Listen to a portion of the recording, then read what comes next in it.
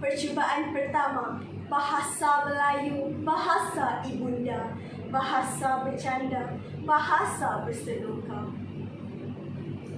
Percubaan kedua, bahasa Melayu, bahasa perpaduan, ketentukan perbezaan. Percubaan ketiga, bahasa Melayu, bahasa Nusantara, mari kita martabatkannya.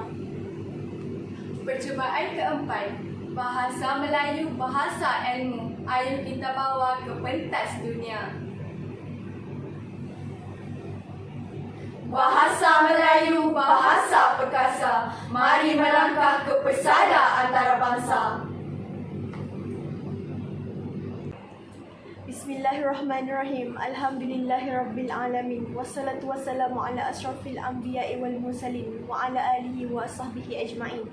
Yang dihormati barisan hakim yang semestinya menjadi peneraju kebenaran, ahli-ahli panel yang semestinya sentiasa gigih melontarkan idea, sidang hadirin yang dihormati, Assalamualaikum warahmatullahi wabarakatuh. Salam sejahtera, salam Forum Remaja. Alhamdulillah, bersyukur kita ke hadrat ilahi kerana dengan limpah kurnia dan izinnya dapat kita bersama-sama bersua dalam pertandingan Forum Remaja Anjuran DBP ini.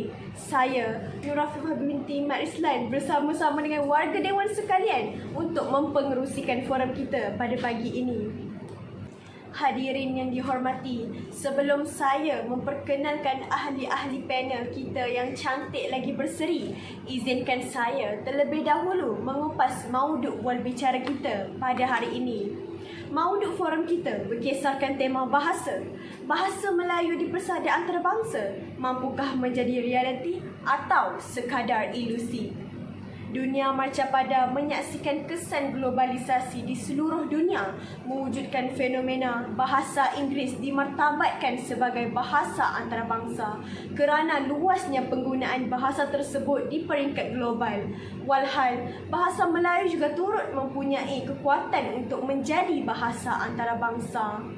Tak tumbuh, tak melata jika tak sungguh kami tak kata. Prospek cerah bahasa Melayu menjadi bahasa antarabangsa turut diakui oleh Datuk Profesor Dr. Hassan Ahmad, mantan pengarah Dewan Bahasa dan Pustaka, di dalam makalahnya yang bertajuk Bahasa Melayu, Bahasa Antarabangsa. Beliau juga turut menjelaskan beberapa ciri bahasa Melayu sebagai bahasa antarabangsa. Yang pertama, bahasa Melayu mempunyai penutur jati yang ramai, iaitu sekitar 300 juta orang. Yang kedua, bahasa Melayu menjadi bahasa rasmi di beberapa buah negara, iaitu Malaysia, Indonesia dan Brunei. Yang ketiga, bahasa Melayu menjadi alat komunikasi merentas sempadan. Yang keempat, negara pengguna bahasa telah mencapai kemajuan. Dayung sudah berada di tangan, perahu sudah ada di air. Jelas keempat-empat kriteria ini telah dimiliki oleh bahasa Melayu. Namun, terdapat pelbagai prakarsa yang harus dilaksanakan untuk menjadikan bahasa Melayu sebagai bahasa antarabangsa. Lalu asyik saya berbicara mengenai masa depan bahasa Melayu sehingga terlupa memperkenalkan ahli-ahli panel yang cantik dan sungguh ayu pada hari ini. Baiklah sidang hadirin, molek kiranya kita berkenalan dengan ketiga-tiga ahli panel sebelum memulakan forum kita pada pagi ini. Di sebelah kanan saya, Saudari Nur Amalina Hidayah binti Abdullah, saudari ahli panel pertama. Sungguh kaya dengan senyuman. Selamat datang saudari. Apa khabar saudari? Terima kasih Saudari Menerusi, Saudari Nur Afifah. Sama-sama saudari. Alhamdulillah, khabar baik. Saudari pula bagaimana? Alhamdulillah, saya juga berada dalam keadaan sihat walafiat dan cukup bersemangat untuk membicarakan mengenai topik pada hari ini.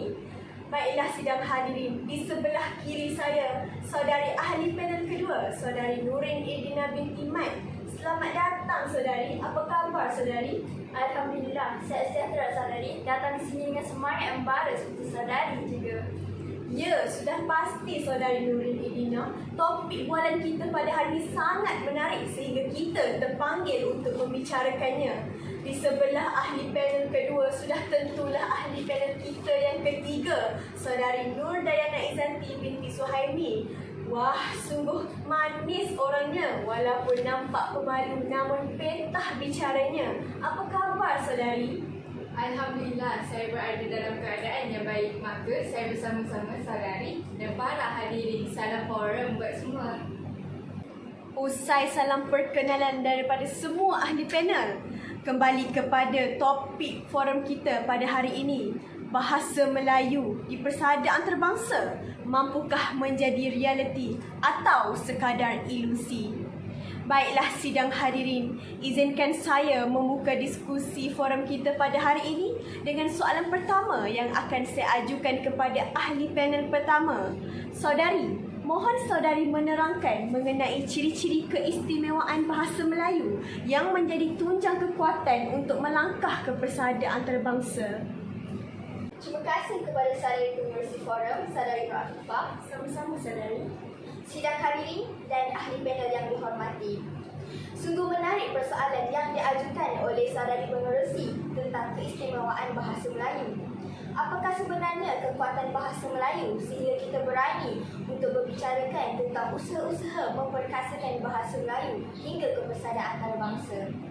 Bermimpikah kita? Apakah sebenarnya keistimewaan bahasa Melayu berbanding bahasa-bahasa lain, khususnya bahasa Inggeris? Baiklah, saudari pengerusi, ahli panel dan sidang hadirin yang dihormati. Kita tidak bermimpi di siang hari kerana bahasa Melayu sebenarnya sudah lama menjadi bahasa antarabangsa. Bahasa Melayu menjadi lingua franca daerah Kepulauan Melayu atau Nusantara zaman berzaman sejak abad ke-7 lagi.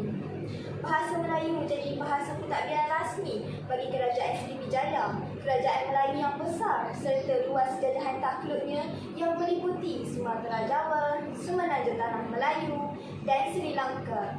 Maka, bahasa Melayu juga turut disebarkan ke jajahan takluknya. Bahasa Melayu mengalami zaman kegemilangan dan diangkat menjadi bahasa yang penting pada abad ke-12 atau abad ke-13 apabila Islam bertapak di Kepulauan Melayu. Penggunaannya semakin semarak dengan kemunculan kerajaan Melayu Melaka yang terkenal sama ada di timur atau di barat. Sidang hadirin yang dihormati, keindahan bahasa Melayu juga turut menarik minat orientalis barat. Pada zaman Perang Dunia Kedua, penggunaan bahasa Melayu terus digunakan untuk tujuan rasmi di kelima-lima buah negeri yang tidak bersekutu. Manakala di negeri Melayu yang bersekutu, bahasa Melayu masih digunakan di beberapa jabatan seperti pejabat polis yang melibatkan pegawai dan kaki tangan yang berbilang bangsa. Pegawai-pegawai Eropah yang bertugas di tanah Melayu dikehendaki mempelajari bahasa Melayu dan wajib lulus dalam peperiksaan sebelum mereka disahkan jawatan. Jelaslah di sini bahawa bahasa Melayu telah mendapat tempat di persada antarabangsa sejak sekian lama lagi. Justru, mengapa kita bersifat prejudis terhadap bahasa kita sendiri? Sifat kita tak ubah seperti peribahasa.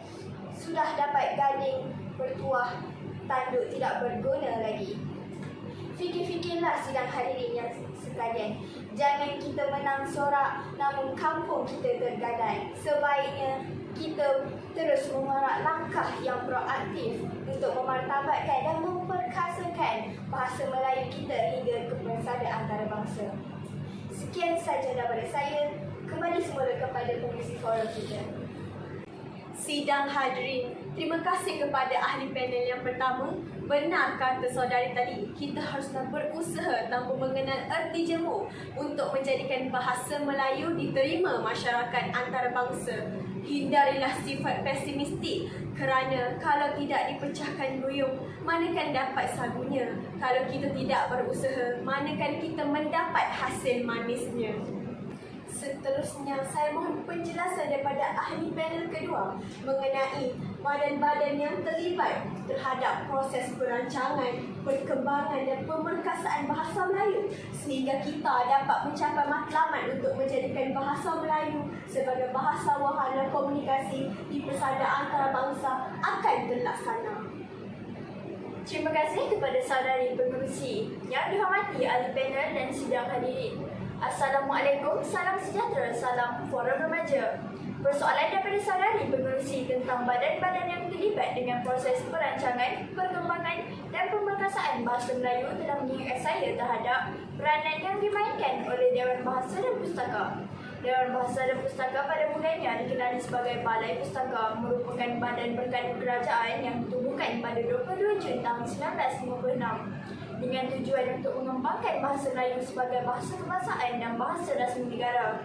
Dalam mengumumkan sinergi bahasa Melayu agar bertapak kukuh di tanah air sendiri sebelum disebarluaskan di peringkat antarabangsa, DBP telah mengadakan kolaboratif dengan agenda kerajaan seperti Jabatan Khidmatan Awam dalam melaksanakan kursus kebahasaan untuk para penjawat awam. Kerjasama untuk melaksanakan berbagai program dengan pihak swasta dan syarikat berkaitan kerajaan iaitu JLC juga telah dilaksanakan.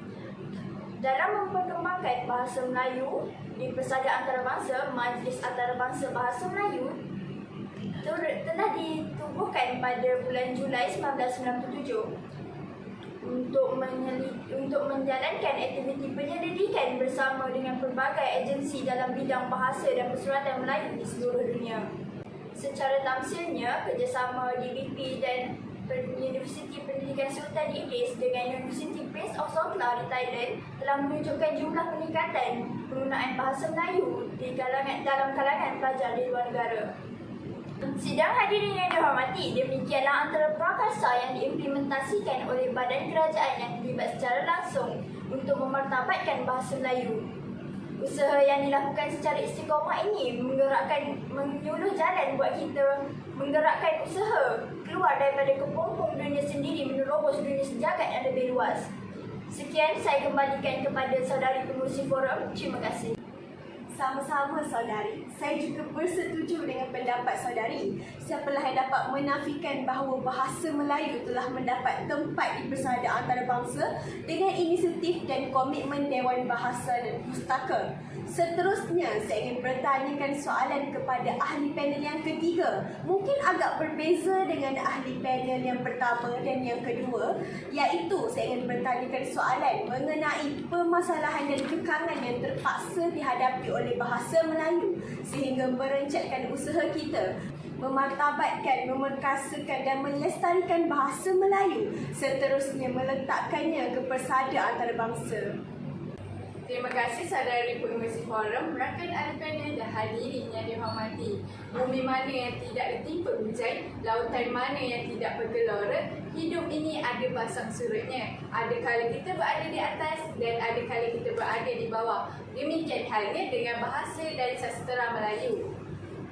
Indah dan manis saat mengimbau mekanya bahasa kita. Namun, pahit dan getir juga saat mengenang puncuknya bahasa Melayu di mamah ancaman globalisasi sehingga mengikis jati diri anak bangsa. Walaupun kedudukan bahasa Melayu sebagai bahasa kebangsaan, negara tidak dapat disangkal atau dipertikaikan oleh sesiapa pun kerana telah termaktub dalam perkara 152 Perlembagaan Persekutuan. Namun, dalam dunia realiti abad ke-21, bahasa Melayu mengalami berbagai cabaran.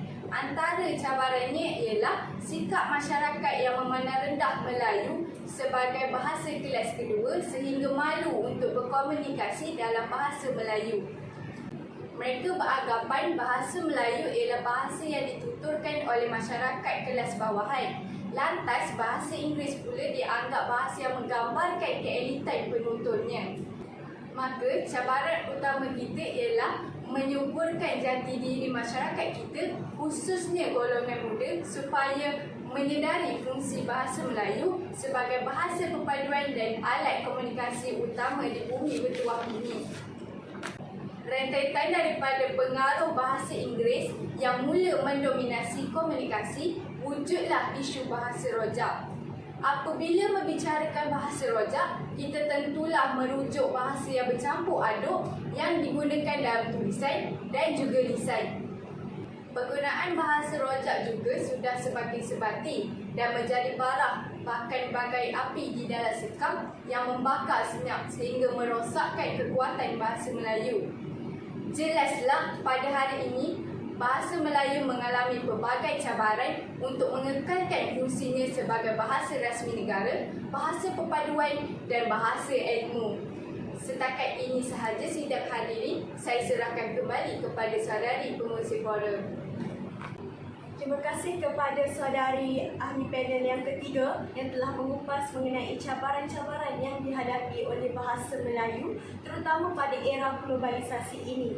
Seterusnya, saya ingin menanyakan pandangan ahli-ahli panel mengenai prakasa-prakasa yang harus dilaksanakan untuk mengatasi cabaran-cabaran terutamanya pada era ini.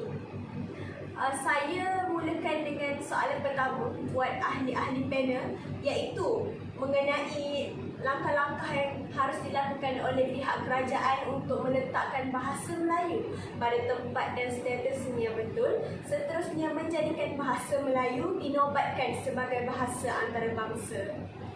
Izinkan saya menjawab persoalan saudari penerusi. Ya, dipersilakan. Terima kasih kepada saudari penerusi. Menjawab persoalan saudari penerusi, kita haruslah mengakui bahawa kerajaan telah melaksanakan pelbagai usaha untuk meletakkan bahasa Melayu sebagai bahasa rasmi, bahasa kebangsaan dan bahasa ilmu. Saya teringat akan pendapat ahli panel kedua kita, iaitu saudari Nurin, yang ada menyebut tentang peranan Dewan Bahasa dan Pustaka dalam mengembangkan bahasa Melayu. Bukankah begitu, saudari Nurin? Ya, benar saudari. DBP sebagai badan berkandung kerajaan, saya kira telah memainkan peranannya untuk memperkembang dan memperluaskan penggunaan bahasa Melayu, terutama dari aspek penerbitan buku-buku dan majalah bahasa Melayu. Maksud saya, ahli panel pertama mungkin boleh membincangkan mengenai pihak kerajaan yang meletakkan bahasa Melayu sebagai bahasa kebangsaan, bahasa rasmi dan yang paling penting sebagai bahasa wahana pemikiran tinggi dalam masyarakat berilmu di negara kita. Baiklah, saudari penerusi, saya teruskan kupasan berhubung dengan peranan kerajaan. Ahli panel dan sidang hadirin yang dihormati, Laporan Razak 1956 dan Laporan Rahman Tariq 1960 yang telah dimaktubkan dalam Akta Pelajaran 1961 yang telah menekankan bahasa Melayu sebagai bahasa pengantar dalam sistem pendidikan. Seterusnya, melalui Akta Bahasa Kebangsaan 1967, bahasa Melayu diiktiraf sebagai bahasa kebangsaan. Beriktirafan ini termaktub dalam Perlembagaan Persekutuan melalui Perkara 152. Dasar Bahasa Kebangsaan telah meletakkan bahasa Melayu sebagai bahasa Melayu tinggi. Profesor Wan Hashim Wan Teng dari Universiti Malaya pernah mengatakan bahawa perjuangan memartabatkan bahasa Melayu sebagai bahasa utama di dalam negara telah tiba di kemuncaknya apabila bahasa Melayu menjadi bahasa pengantar utama dalam sistem pendidikan sehingga ke universiti. Sekian sahaja daripada saya. Kembali semula kepada pengurusi forum. Terima kasih kepada ahli panel yang pertama. Besar sungguh peranan yang dimainkan oleh pihak kerajaan, ya, saudari. Ya, benar saudari. Hal ini juga merupakan antara usaha yang dilakukan oleh pihak swasta dengan kerjasama pihak kerajaan melalui Kementerian Pendidikan Malaysia, Jabatan Pendidikan Negeri dan Pejabat Pelajaran Daerah untuk memartabatkan bahasa Melayu. Bukan itu sahaja, di peringkat antarabangsa, pidato antarabangsa bahasa Melayu turut diadakan. PABM dianjurkan oleh Kementerian Pengajian Tinggi dengan kerjasama Kementerian Pelajaran Malaysia, Kementerian Penerangan, Komunikasi dan Kebudayaan, Kementerian Pelancongan. Jelaslah di sini bahawa pengantarabangsaan bahasa Melayu turut menjadi agenda pihak kerajaan melalui penaungan yang amat berhormat Perdana Menteri Malaysia. Aduhai, nampaknya saudari Nuri Ilina mengingatkan saya kepada kepentahan gadis manis dari negara matahari terbit bernama Hatsune Yanai berbicara tentang makna kebahagiaan duniawi dan ukhrawi. Kita menjadi juara pidato antarabangsa kategori antarabangsa di BICC Putrajaya. Wah, saudari ahli panel ketiga terkenangkan seseorang nampaknya. Ya, sedikit terkenang kerana semua peserta dari pelbagai negara di dunia berusaha bersungguh-sungguh untuk menyampaikan pidato masing-masing. Tak mengapa, saudari, saya memahami isi hati saudari. Terima kasih kepada saudari ahli panel Sebagai penghujung bicara, saya ingin mendengar rumusan daripada ketiga-tiga ahli panel mengenai perbincangan kita pada hari ini. Saudari pengerusi, ahli panel dan sidang hadirin. Bahasa jiwa bangsa, rosak bahasa, rosak bangsa. Sebagai generasi pewaris kepimpinan bangsa, ayuh kita lestarikan dan memartabatkan bahasa Melayu hingga ke tahtanya. Akhir kalam daripada saya, hasrat mengantarabangsakan bahasa Melayu bukanlah angan-angan mak jenin atau hanya impian di awang-awangan. Dengan izin Allah, iltizam, padu dan komitmen jitu semua pihak, termasuk kita generasi muda walau masih setahun jagung, darah setampuk pinang, mari kita sama-sama usahakan yang terbaik buat bahasa dan bangsa kita. Sebagaimana sahabat ahli panel lain, pendirian dan rumusan saya juga serupa walau tidak sama. Membujur lalu menentang patah, sekali kita bareng pantang kita berundur. Perjuangan yang memartabatkan dan mengantarabangsakan bahasa Melayu ialah perjuangan luhur dan suci demi kesinambungan warisan bumi tercinta. Terima kasih kepada sahabat ahli-ahli panel yang cukup bersemangat dan berintizam.